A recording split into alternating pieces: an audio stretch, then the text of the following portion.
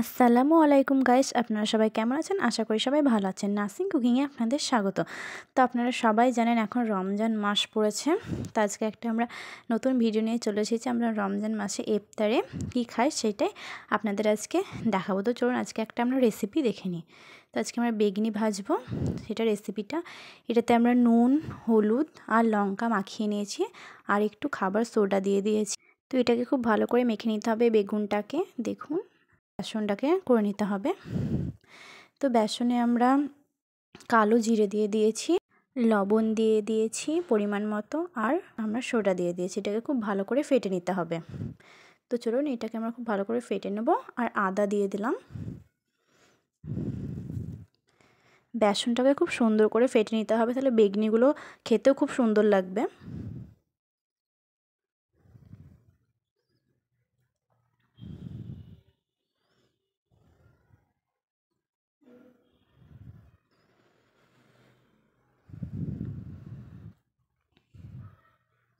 আমাদের বেসনটা অনেকটাই ফাটা হয়ে গেছে, আর খুব সুন্দর করে বেসনটাকে ফেটে নিতে হবে। আমরা খুব সুন্দর করে বেসনটাকে ফেটে নিয়েছি, দেখুন।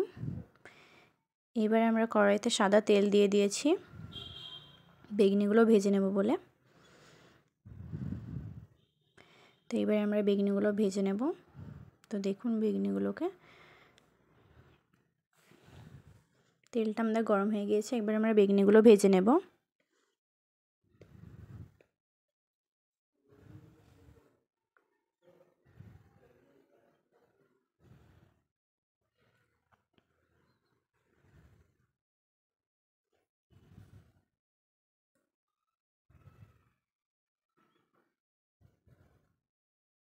বেগনিটাকে খুব সুন্দর করে ভেজে নিতে হবে।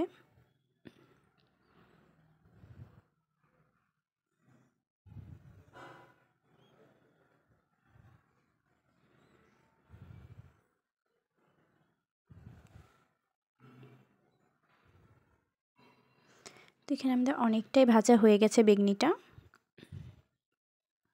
এবারে নামিয়ে নেব।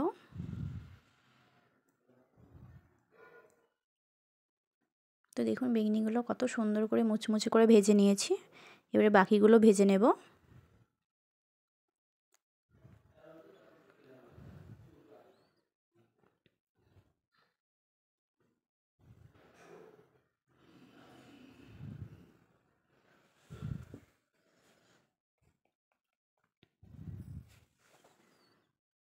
তো দেখুন বাকিগুলো আমরা সব বেগনিগুলো আমাকে ভেজে নিয়েছি।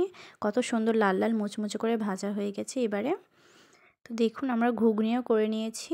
এতে ছোলা আছে, মটর আছে, আর আলু আছে। এটা আমরা মুড়ি দিয়ে খাবো বলে করে নিয়েছি। আর বেগনিটা দেখুন।